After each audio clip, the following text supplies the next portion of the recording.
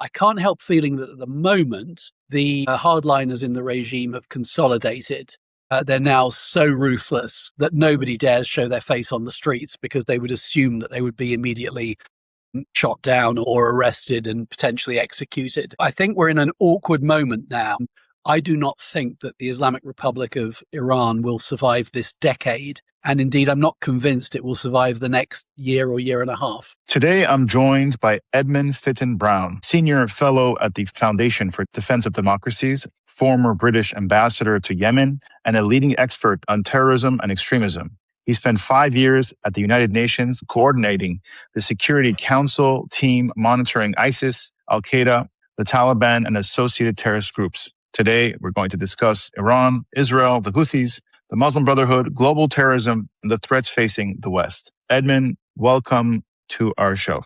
Thank you very much, Daniel. It's a pleasure to be with you. Is the Islamic Republic of Iran fighting for its survival right now? What do you think, in your estimation, actually breaks this regime? We've seen military pressure, economic pressure, enormous internal unrest. But what finally makes the Islamic Republic unable to survive, in your estimation? Yeah, it's a great question. I mean, in my view, the Islamic Republic of Iran is fragile. I think when we saw the protests that erupted at the end of last year and then sort of went on into mid-January, it looked to me as if the Islamic Republic was in more trouble than it ever had been before. I think this was the biggest moment of existential danger for the Islamic Republic in its entire history of nearly 50 years. The question that's hard to answer is whether the military campaign that followed that has made them more or less precarious. And, obviously, the United States and Israel both had it in mind that this campaign might bring down the Islamic Republic,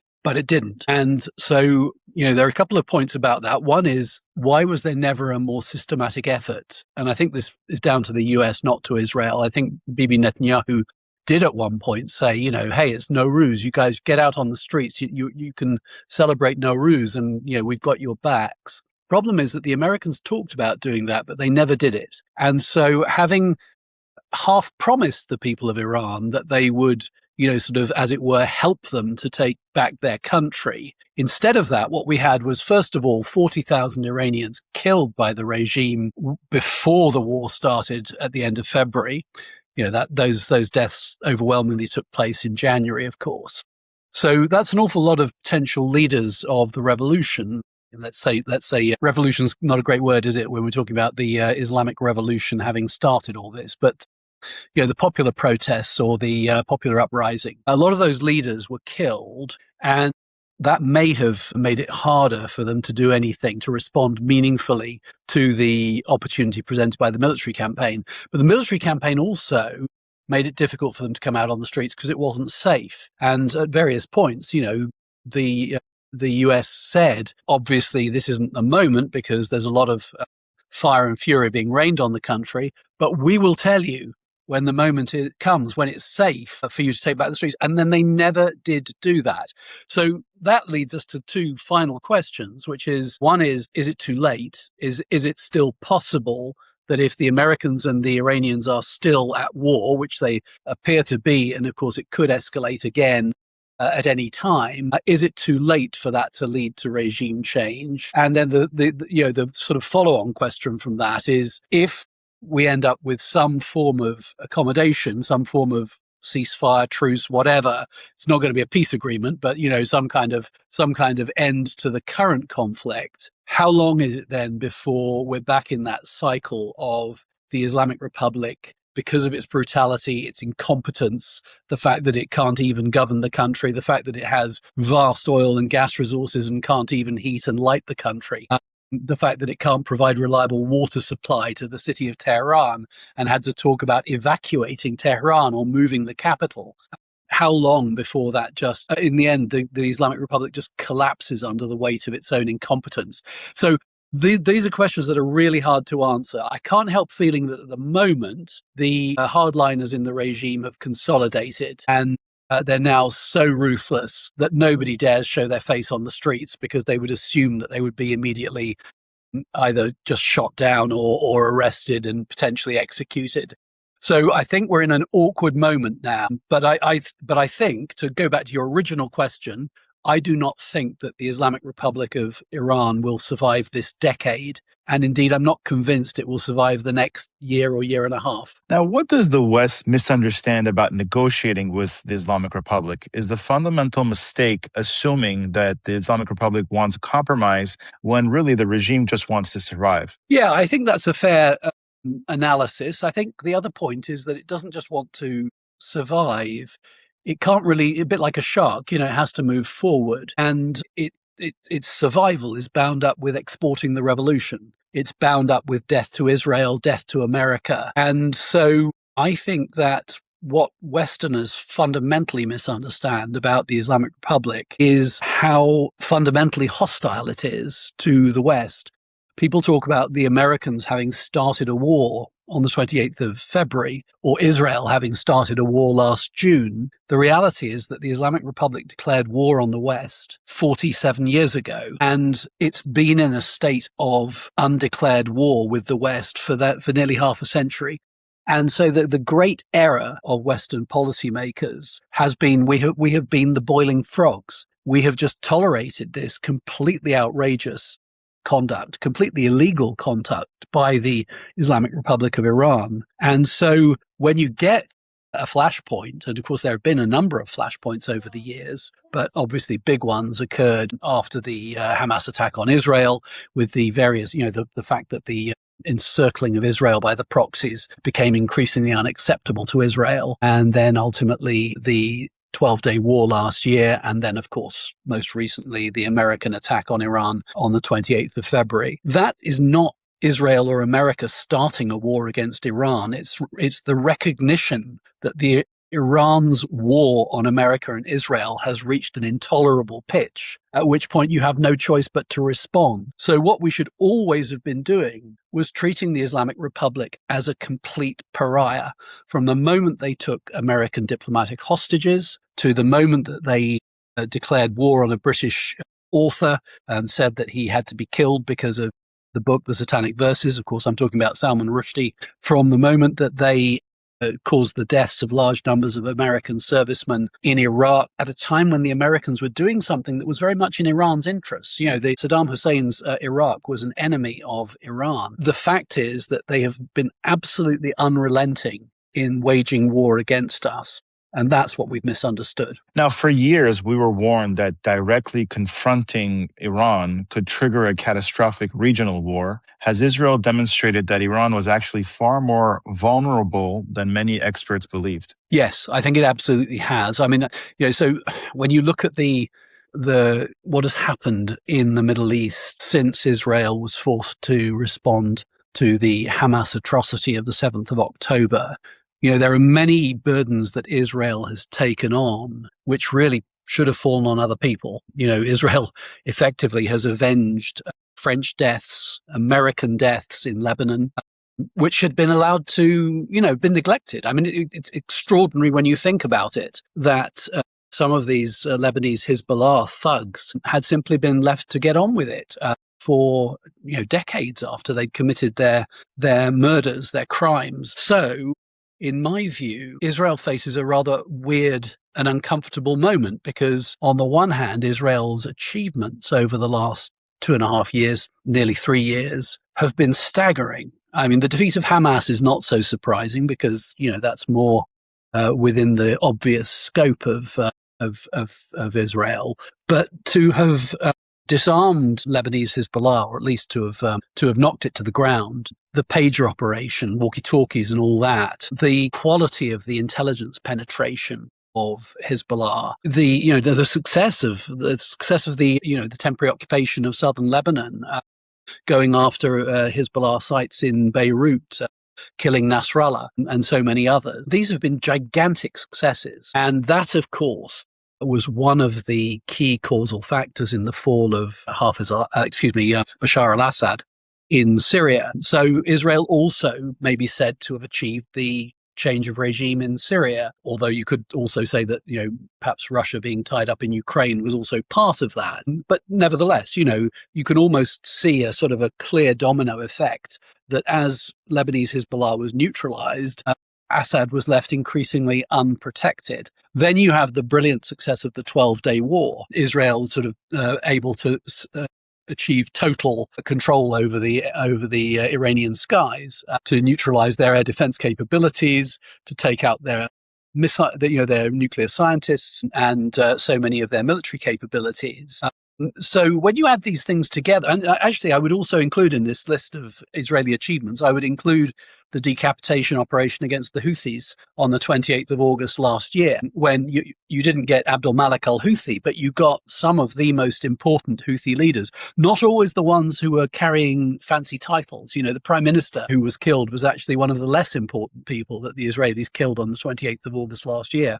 So these are gigantic achievements, and they have massively weakened Iran, massively weakened the axis of resistance, and completely destroyed the myth, the aura of Iranian invulnerability. As you say, everyone used to say, oh, it's too difficult, too dangerous. Just imagine what kind of retaliation we might face. When the Americans went in on the 28th of February this year, they went in entirely without any concerns. The reason they had no concerns was because Israel had already stripped away the myth, and suddenly Iran was revealed as the Wizard of Oz in the Emerald City, a little man behind a screen. And so there was no fear on the American part in going in on the 28th of February. But that was the achievement of the Israelis. However, all of that still leaves Israel in a precarious situation because, Israel is on the front line. It's still the main target of all of these terrorist groups and extremist entities. You've got Syria, yes, having shifted in, maybe we could say, in the right direction. But, how positive a move is that for Israel? Is Syria going to become a kind of a neutral partner for Israel with some form of security agreement? Or is it actually just, a new headache brewing, with a new sort of point of Turkey's spear now against Israel? Turkey has become increasingly aggressive and hostile to Israel. And so the point I'm making with all of this is it seems a poor reward, because I think Israel has actually helped the wider Western world to get the Iranian threat in perspective and to contain that threat and to weaken the axis of resistance. But it hasn't necessarily left Israel long term much safer than it was. Do you believe that the Islamic Republic of Iran still ultimately wants a nuclear weapon? And what would genuinely convince you that they have abandoned their nuclear weapons ambitions? So I'm 100% convinced that they want a nuclear weapon. And indeed, senior Iranian figures have explicitly said in the last few days that they have always been seeking a nuclear weapon, and they are still seeking a nuclear weapon. And I've never doubted it for a moment, because of course they have this, this sheer thing about deception in pursuit of a higher objective. And so all the nonsense about, the supreme leader had said that we don't want that, and it's a bad thing. And, it was complete nonsense, just complete deception. There's no doubt that the Islamic Republic of Iran has been seeking a nuclear weapon throughout its existence, and with real determination and focus in recent years. So that's the first point. What would it take for us to think that that threat had gone away? Well, the threat has been delayed. So the very least we can say about the achievements of the American war on Iran, or let's call it the American-Israeli war, even though I know Israel is not an active partner at the moment. But the minimum achievement that you have from that is that the timelines for nuclear breakout in Iran are dramatically set back. And even the most pessimistic timelines for an Iranian bomb also now depend upon the Iranians feeling they can get away with it without being attacked again by Israel and or America. And of course, that inhibition is gone. The Iranians know that as soon as you or the Americans see that they are pursuing a bomb once again, that they're sort of making a dash for breakout, if you like, they know that they will immediately be subjected to military action. So there's now a deterrent as well as a practical delay. Problem is, of course, you can't ever trust them. So if a deal is done, and I think the Americans were sort of driving at that through the horribly misconceived and misdrafted Memorandum of Understanding, even if that had led to a deal being done, if the Iranians had had the common sense to appear to compromise and to come to some kind of understanding with the Americans over the nuclear program, we would have needed very, very intrusive inspections to have any confidence that the Iranians were not just, again, sort of embarking on another campaign of deception and long-term nuclear weapons program. So if you're looking for a real guarantee, the fact that Iran will never have a nuclear weapon that can threaten Israel, that will only come from regime change. Now, if Iran threatens the Strait of Hormuz and then receives concessions, aren't we teaching the regime that holding the global economy hostage works? Yes, we are. And I'm frustrated and concerned about this. And I can see, I think we can say that President Trump has created remarkable opportunities in the Middle East, but I'm afraid we can also say that he hasn't taken them, and that having created opportunities, he doesn't have the patience, it seems, or maybe there's too much division within the American establishment to convert those opportunities into permanent gains. So this is my concern about Trump, that ultimately it's possible that for all the success of the military campaign, we're going to come out of this without having made any permanent gains, and we may even have made losses. And one of the frustrations here is the way that Trump communicates. Now, obviously that's his style, and some people like it, but it doesn't work in international affairs because you can't build a coalition on the back of erratic and intemperate communication. If you're the Prime Minister of Great Britain or the President of France, you can't go to war with the Americans unless you have a clear understanding of why they're doing it, on what basis they're doing it, and what their war aims are. Whereas Trump behaves as if it's a permanent game of dissimulation. He's almost as if he's bluffing the Iranians all the time. Well, that's fine. You can bluff the Iranians, but you create a situation that is not just from a PR point of view, but from a legal point of view, is impossible for somebody like Keir Starmer when he was Prime Minister, or for Emmanuel Macron. They can't join a campaign that's articulated in the way that Trump articulates it. When he threatens to destroy an entire civilization, that has legal force in the UK.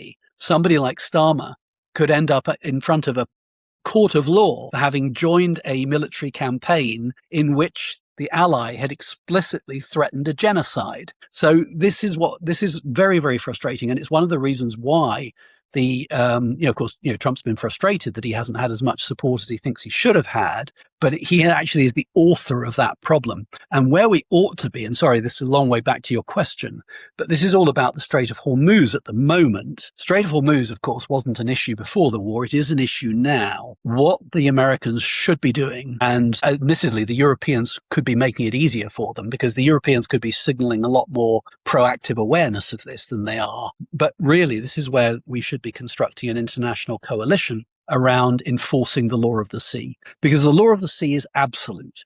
The moment that you accept Iran having some form of protection racket in the Strait of Hormuz, you implicitly encourage the Houthis to do what they are now doing in the Red Sea, because as far as they can see, the Iranians have got away with it. So why shouldn't they do the same thing with the Bab el-Mandeb?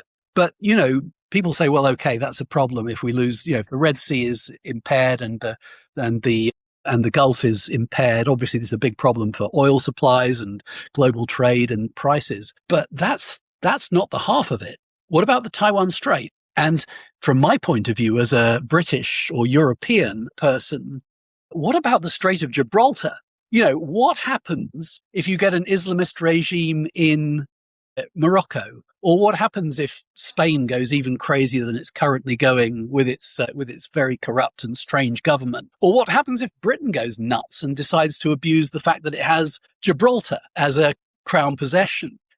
What happens if one of those three countries says, no, nobody gets to go through the Strait of Gibraltar without paying a toll or whatever? So, in other words, we have an absolute inviolable principle, which is the law of the sea. And you can build a coalition around that because everybody understands why it matters. So the Iranians should be being told by everyone, and this should be in every statement the Americans make. It should be in every statement that anyone commenting on this makes. Every time that you challenge shipping in the Strait of Hormuz, you are committing an act of war against the international community, and it will be met by force as well as by sanctions. as well as by diplomatic isolation.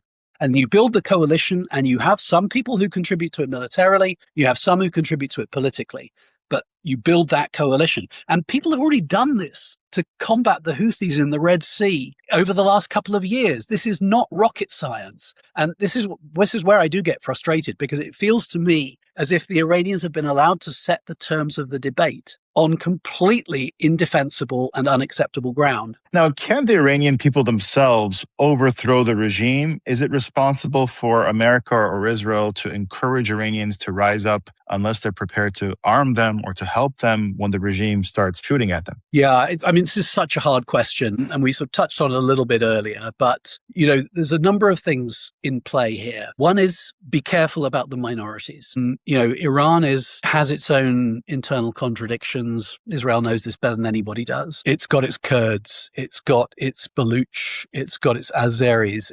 So you can look at that as an opportunity, but you can also look at it as a pitfall. And so when you then look at the Kurds and say, well, maybe the Kurds in the northwest can help with this, but what message does that then send to the Persians? And so, in my view, any intervention needs to be explicitly aimed at liberating all of the people of Iran, and particularly perhaps the Persians, from a criminal regime which has been a historic vandal of the greatness of Persia or the greatness of Iran. You have a resource-rich country with a magnificent civilization, or several civilizations in a way, with so much to be proud of, and it's been brutalized. And so I think you go at it from that direction. You connect with the Iranians on that basis. You say, we cannot wait for Iran to resume its place as one of the rightful powers in the world, one of the great powers of Asia, one of the great players of the Middle East, whatever, however you want to frame it.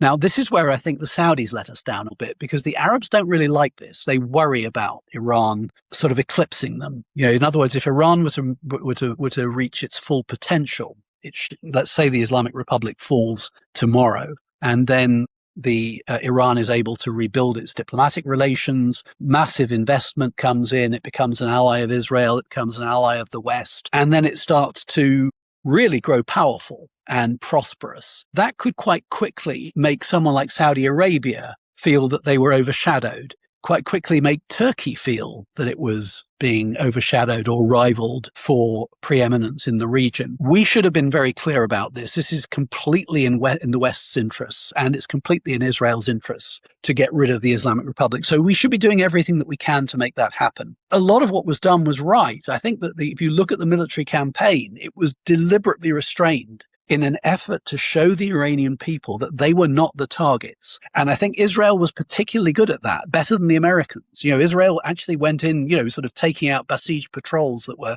sort of hiding under bridges and things like that. It was an unmistakable message to the people of Iran that we're on your side. But of course, when Trump said his thing about, a civilization will die tonight, I feel like that set us back. It set back the belief that this was a matter of liberating Iran rather than destroying Iran. So I think the question you have to ask is it possible to bring about regime change from the outside by military force without a ground invasion? Or does it have to be organic? Does it have to be something that is completely driven during peacetime by an increasingly frustrated public? Now, I don't think that option is available to us anymore, if it ever was. Maybe that's what was playing out in January, but in the end, in January, it didn't happen, and 40,000 people were killed, and maybe that cause was then set back by months or even by years. I think what you do is you pay much more attention than perhaps the US or Europe has been doing to Iranian civil society and diaspora groups. I think we might as well recognize that the only recognizable banner of opposition, the only flag around which people were prepared to unite in January, was the Lion and the Sun. And therefore, whatever our reservations about Reza Pahlavi, who's not a bad guy by the way, and he's certainly not seeking absolute power in Iran. He's talked about becoming a constitutional monarch, serving the country. If he can, if he can help the country to recover from the nightmare of the Islamic Republic. I think we should be embracing that much more closely than we have and sort of tapping into the thing that was inspiring people and bringing people out onto the streets in January. And I think we should be doing much more to study what can be done to break things like internet blockades, in other words, to provide the necessary connectivity so that people can still communicate when the regime shuts down communications. And then you try, essentially what you're doing then is to channel into any new popular uprising. Now, you served as Britain's ambassador to Yemen and have studied the Houthis for years. Has the world consistently underestimated them? Are the Houthis still an Iranian proxy, or have they become something more independent and potentially even more dangerous? Yeah, I think I'm not sure people underestimate them when they pay attention. The problem with Yemen is that it's a long way away, or it seems a long way away. And I think even Israel suffered from that a bit. I think because Israel had so many other crocodiles nearer the canoe, Yemen felt like it was a long way away. And then suddenly it didn't feel like it was that far away after all, because, the Houthis turned out to be increasingly ambitious and increasingly capable. Even so, they can't threaten Israel existentially in the way that you felt threatened by Lebanese Hezbollah and certainly by Iran. So I think the first thing we should be doing is treating the axis of resistance as a unit. It's not a completely cohesive unit. I wouldn't say that the IRGC can simply issue instructions and everyone in the Houthi movement will immediately do what they're told. I don't think it's that kind of slavish command and control relationship, but it's a very close partnership. And the Houthis are very dependent on Iran for training, for resupply, for political support, for finance. And so they will tend to do what the Iranians want them to do as long as it's not problematic from their point of view. But they do also have a Yemeni agenda. They want to win this civil war. They want to control the whole of Yemen. They want to be recognized eventually as the government of Yemen. And so there's a Yemeni agenda to be taken into consideration. And it was interesting that this current sort of uptick in Houthi activity seems to have been provoked by the Saudis rather than by the collapse of the US-Iran MOU. It was the Saudis trying to enforce the air blockade that led the Houthis to say, okay, well, in that case, we're going to blockade you. That's where we are, of course, right now. So I think that's partly because Saudi is an obvious Houthi interest. It's an obvious Yemeni interest. But I think it is also partly because the Iranian regime is choreographing resistance. They understand that they've got this war with the United States that they have to win, or at least that they have to survive. They've got the struggle in the Strait of Hormuz in which they are hoping to prevail. But they are very keen to see Israel tied down in Lebanon. So Lebanese Hezbollah is playing their game on that. They're very keen to see the Saudis frightened out of their wits and pinned down in Yemen. So they've got the Houthis doing that. And I think the Iranians are looking for weak links in the people that they perceive to be their opponents. They see the Saudis as a weak link, and they think they can frighten them ultimately into accommodating Iranian demands and paying the Houthis off. Because if they do that, it weakens the whole fabric of alliances that the US is relying on. I don't know how successful they'll be with that. Now, in terms of what to do about the Houthis, this is where you get to this. This is where the sort of the soft underbelly of the West comes into play. The useful idiots, the red-green alliance, and that whole sort of ghastly sort of fabric of appeasers that we have in Western countries. And I saw this when I was ambassador. I saw it with groups like Amnesty and Oxfam. And it was then, this is sort of now 10 years ago, I started to realize the extent to which these Western NGOs had actually been captured by people who are not friends of the West, by people, a kind of a combination of Western guilt and, funding and strategy from hostile entities or hostile countries. We see this with Amnesty. Now Amnesty seems to have emerged as a completely compromised organization. And so what we saw with Yemen and the Houthis and the Saudis was that when I was ambassador, the Saudis, when they joined the civil war, they did so with the UN's blessing, and they did so with full legal justification, trying to defend a government that was being overthrown by an extremist, chauvinist minority. And the morals of that were clear. There's no doubt who the good guys were or who the bad guys were. The Houthis were the villains of this piece.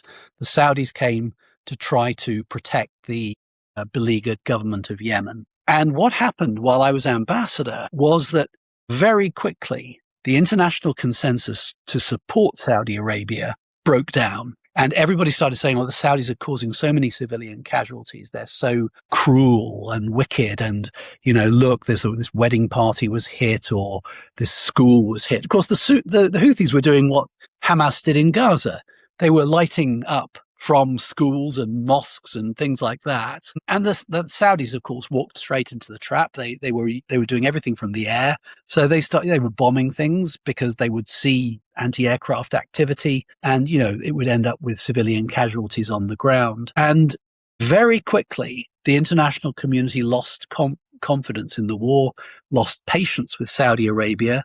Biden administration, the Obama administration, I should say, and John Kerry as Secretary of State became very anti-Saudi and very pro-Oman because the Omanis were sort of running interference on behalf of the Houthis and sounding very reasonable and saying that the Saudis were being very unreasonable. So that caused a huge problem for Saudi Arabia's international reputation. Then you had the Trump administration come in, Trump won, and that gave the Saudis a respite. But of course, they made a horrible error and indeed, a terrible thing when they killed Jamal Khashoggi. And that really pulled the rug out from under them. Even the Trump administration couldn't protect them from the backlash against that. So you ended up with the Stockholm Agreement at the end of 2018 and the Saudis agreeing not to take the port of Hodeidah. Terrible, fateful strategic error. Because, of course, all of the misery that we went through in the Red Sea over the past 3 years could have been avoided if the Saudis had been encouraged and helped to take back the Red Sea coast of Yemen. The Houthis would not have been able to hold the international community hostage as they are doing at the moment. So, yeah, they're formidable, but they can be defeated. They can be defeated if, again, we're talking about building a coalition here. The US needs to lead a coalition, not just around the law of the sea, but that is relevant to Yemen as well. The Houthis are enemies of international law. They're enemies of the law of the sea. And what we should be doing is investing heavily in the internationally recognized government of Yemen again. And this time with no holds barred. We should be saying, we're not going to listen to Amnesty or Oxfam or anybody else who says that that the civilian cost of this war is too high in Yemen. The civilian cost of the war is caused by the Houthis, and ultimately we only get peace in Yemen if we help the internationally recognized government to defeat the Houthis. Now, how damaging were Israel's strikes against the Houthi leadership? Can air power ever permanently neutralize the Houthis, or does defeating them ultimately require a ground campaign? Yeah, I would say air power alone has limits, but if it is deployed with real determination and with real intelligence, which of course Israel did, and so did the Americans actually in the 7-week war that took place from March through May last year. The Houthis were used to the level of attrition that the Saudis could inflict, and they almost laughed at the maritime campaign that Biden and Rishi Sunak launched back in 2024 or the end of 2023. But when Trump went in with the 7-week war, the Americans really hurt the Houthis. They took out a lot of their infrastructure, a lot of their income generation. They killed a lot of their commanders, a lot of their troops, because there was no inhibition there. It was a sort of no, these guys, they're all bad guys. And frankly, the more of them we kill, the better. And it was effective. And the Houthis were desperate for the truce that the Omanis brokered at the beginning of May last year. And of course, the Omanis, again, were the dishonest brokers here because they are pro-Houthi. They knew the Houthis were desperate and they missold that truce as ending the Houthi campaign in the Red Sea. It didn't. It stopped the Houthis and the Americans shooting at each other, but the Houthis continued the campaign in the Red Sea until the Israeli truce with Hamas later in the year. So I would say that American campaign was very effective and it left the Houthis on the ropes. And they couldn't do anything in their civil war either. They were massing to try to take the strategic Yemeni city of Marib. city of 1 million people, centrally located, absolutely crucial that the internationally recognized government of Yemen holds on to Marib. And the Houthis were massing to lay siege to the city. They had to give up the siege because they knew that any massing of troops or any engineering works of the kind that you need in order to storm a city like that, they would be targets for the American aerial campaign. And so the Houthis couldn't, they actually dispersed everybody in order to avoid being killed from the air by the Americans. Now, you come to the Israeli strike. Now, I said earlier that that was a highly effective strike. Again, the intelligence was great. I don't think Israel had a great deal of intelligence on the Houthis before the Red Sea campaign began at the end of 2023, but Israel generates intelligence very, very quickly. And by the time we got to the 28th of August, 2025, Israel clearly had got excellent intelligence on the Houthis and what they were doing and where they were. And of course, they made that mass gathering of their leadership. They were listening to Abdul Malik al-Houthi give a speech. He wasn't there, but they were listening to it. I guess it was being relayed. So he was not caught up in the strike. He's still alive.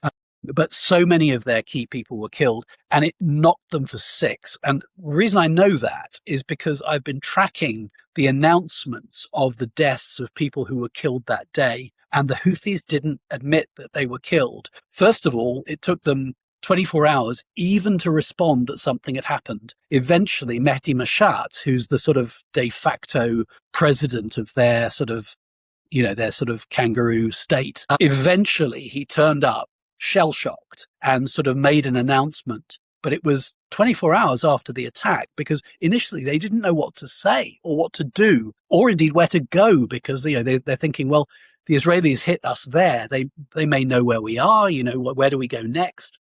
They were in absolute chaos. And what happened then was that they gradually admitted to some of the people who'd been killed, but they covered up for others who'd been killed. And it's only these people that you then see months later, or even years later, we'll probably see people being allowed to be acknowledged as having died as martyrs or war heroes or whatever. But when you check their electronic footprint, you find that that person has been totally inactive since the 28th of August, 2025. So I think that was a hugely effective strike by the Israelis. I think the Houthis are still recovering from it. It's one of the reasons they didn't get involved in the war with when Iran was initially attacked by Israel and by the United States on the 28th of February this year. And I think the final thing I'll add on this is what you haven't done yet, or what America hasn't done yet, is actually take out Abdul Malik al-Houthi. Now, Abdul Malik al-Houthi is a terrorist. He's the head of a terrorist organization. If the Americans are justified in killing Ayman al-Zawahiri, if they're justified in killing Abu Bakr al-Baghdadi, if they were justified in killing Osama bin Laden, they have every justification for doing exactly the same to Abdul Malik al-Houthi.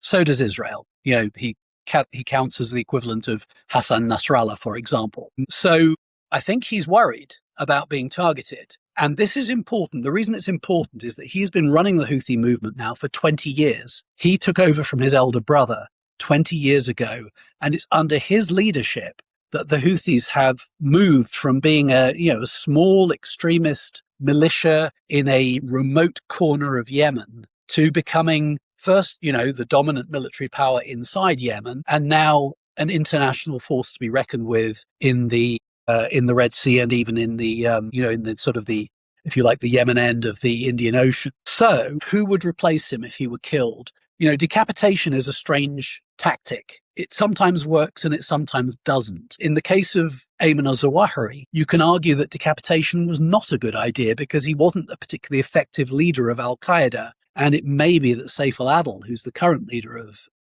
al-Qaeda and is based in Iran and has driven the rapprochement between the al-Qaeda network, including al-Shabaab in Somalia, and the Iranian axis of resistance, that maybe that would not have happened if Ayman al-Zawahiri was still bumbling along in Kabul. In the case of Abdul Malik al-Houthi, I would say decapitation would cause the Houthis an existential problem. It is not clear that they have anyone who has his ability or his charisma or his unchallenged authority. Now, you've argued that Israel is held to a different standard from other Western militaries. Why is that so? And if Britain had suffered an October 7th style attack, do you genuinely believe that it would have responded more cautiously than Israel? Yeah.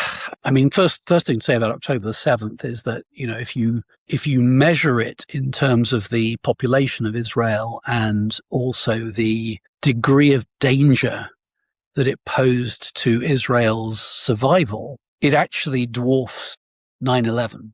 9/11, there were more casualties, more individuals were killed on 9/11, but that against an American population of 300 million. And yes, it was a huge symbolic blow to America, but it could never, under any circumstances, have been described as an existential threat to America. So it's hard to imagine what an attack like that on Britain or on America would actually look like. I mean, it probably have to be some kind of UMD attack on London or New York, which, sort of effectively rendering the capital city or the most important city, unlivable for a period and killing, tens of thousands of people or even hundreds of thousands of people.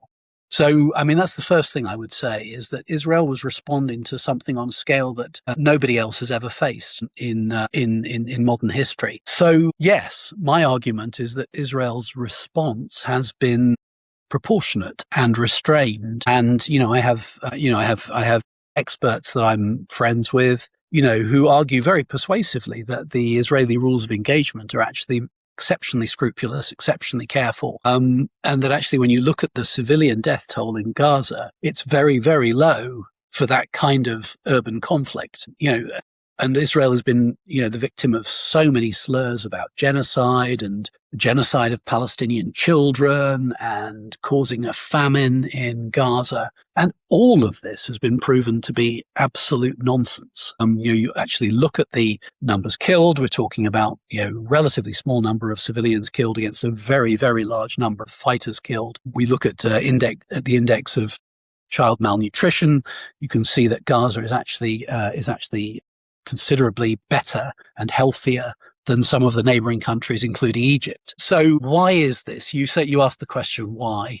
It is because Israel is held to unique standards. It is because Israel is uniquely controversial. And that is for a number of reasons. I'm afraid one of them is just endemic antisemitism. That is a factor in this. There is an awful lot of antisemitism throughout the West. I had hoped when I was growing, as a young adult, I had hoped that this was something that had been so completely destroyed by what Hitler did that it would never be an issue in Western society. But the fact is that I see, even from people that you might consider to be, unlikely to indulge in that kind of prejudice, somehow that prejudice seems to have survived. The oldest hatred, the oldest prejudice, the blood libels.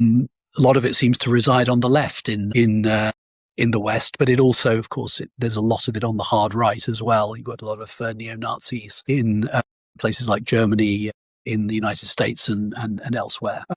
So anti-Semitism is one key part of it. That then has been horribly multiplied by Muslim migration to the West. Because I served for many, many years as a diplomat in the Middle East. And one of the, the number of things will always shock you if you go and live overseas. There are things that you just, comfortable assumptions that you make that turn out not to be true.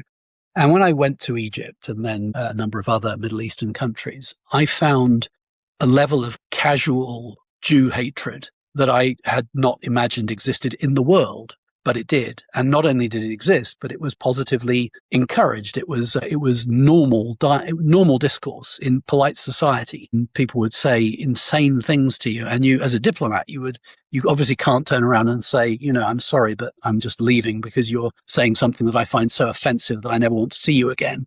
As a diplomat, you can't really do that. You move on, But I saw an awful lot of this when I was in the Middle East. Now, if you ask me what is the logical effect of large numbers of people migrating from Pakistan or Bangladesh or Syria or Algeria or Egypt or wherever to Britain, France, America, I'm afraid that the conclusion is obvious, that the prejudices from those countries will unfortunately follow those people, and those people will bring them to the place that they're now living. So I think anti-Semitism as a problem in the West has grown much, much worse during my lifetime. But I think the thing I guess I have to add to this, and this is a difficult question, that we have this issue of what is the eventual stable boundary of Israel. Is Israel the boundary that it currently controls? What about the Golan Heights? What about whether you want to call it the West Bank or whether you want to call it Judea and Samaria? What about Sheba Farms? Although that doesn't really matter. That's just an excuse for Hezbollah to maintain a state of war with Israel. So you've got a problem, which is that under international law and under the sort of the generally accepted view of where we're supposed to be headed in the Palestinian and Israeli dispute, at some point, there needs to be some kind of defensible, secure, peaceful territory that is administered by the Palestinians. Now, that has proved elusive. And of course, the main culprits in that are the Palestinians, because particularly Yasser Arafat, I mean, people quite rightly keep quoting Bill Clinton, because Bill Clinton said they were being given everything they wanted, everything they asked for, everything they could reasonably have hoped for. They were being offered at Camp David, and they turned their back on it. So the blame lies with the Palestinians. But this does cause Israel a huge problem, because it means that whenever something happens between Israel and the Palestinians, or potentially, I suppose, between Israel and other neighbors, it's going to create the kind of equivocation in the international reaction. The international reaction is going to be, yeah, that's terrible, but, shouldn't we be doing more about sort of, getting both sides to compromise and to revive the peace process? This is where I think perhaps, and I'm not, as you probably noticed in this broadcast, I'm not an uncritical enthusiast for President Trump. But if there is one area where President Trump deserves a great deal of credit, it is the Gaza peace plan. It is the Board of Peace, because he has finally taken the whole debate about what a peace process between Israel and the Palestinians should look like. He's taken it into a place that I think Israel can work with. And so we must insist on the Gaza peace plan and the Board of Peace. And the fact that the United Nations Security Council validated it was important as well. So I think we must stick to that. Now, Israel is, I think, quite rightly saying there's a prerequisite here, which is the disarmament of Hamas. And that is true. But I do think it's important for Israel not to sound as if it is rejecting the Gaza peace plan as a whole. True. I want to ask one last question. You spent 5 years coordinating the UN Security Council team, monitoring ISIS, Al-Qaeda, and the Taliban. After seeing the system from the inside, is there anything that surprised you about the UN? And do you believe that Israel receives fair treatment at the UN? Let me take the second question first, because it's such an easy answer. No, never. The treatment of Israel by the UN is monstrous, totally unfair, completely dominated by hostile powers that mean Israel harm, and then by, sort of irresponsible, lawless powers like Russia, who don't really care about Israel, but they like the fact that they can make trouble for the United States. China as well, frankly. I mean, China is, I think, very guilty of this. China actually should care more about things like, the law of the sea, freedom of navigation and things like that. But because China sees such a strong zero-sum interest in undermining the United States, therefore anything that harms the security of Israel and therefore harms an American ally is okay with China. So this is what you're dealing with. And in the United Nations, in the General Assembly, you face a built-in hostile majority that will just endlessly attack Israel for as long as the General Assembly exists, sadly. And of course, I can't see the General Assembly ever ceasing to exist, because you probably have to have a forum in which every single member state of the UN is represented. So I think maybe in a way what we have at the moment is not a bad situation, because the General Assembly has no power. It has no real authority. It can pass idiotic resolutions. It can have fools like Gaddafi or, his modern equivalent stand up and sort of fire hot air at the world. And people can just say, well, it's like, it's a kindergarten.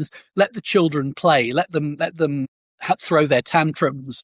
What does it matter? So that's part of this. The Security Council has a built-in US veto and a built-in British and French veto, which in the past have been more helpful than they are at the moment, unfortunately. But, fundamentally, the Security Council is the UN body that has legal effect. If it passes a Chapter 7 resolution, that can be enforced under international law. And it will never pass a hostile resolution against Israel because the Americans will never allow it to. And, in good times, perhaps the French and the British will never allow it to either. So it doesn't matter what the Russians and the Chinese think about that. They can't override the veto. And always amongst those 15 countries, you'll have a few bad actors amongst them, Pakistan, for example, but they can't get anything done in the Security Council. So in a way, the structure of the UN is actually very well designed to protect Israel's essential interests. Problem is, of course, again, and we're talking boiling frog syndrome here again, if this goes on long enough, decade after decade after decade, the effect on Israel's reputation and morale is cumulative and painful, I think. The effect on the way that the UN is staffed, the way that its missions operate, the creation of agencies like UNRWA, the equation of Zionism with racism, the complete failure of UNIFIL, all of these things are increasingly baked into the UN over time. And this is because of this sort of baked in anti-Israeli majority.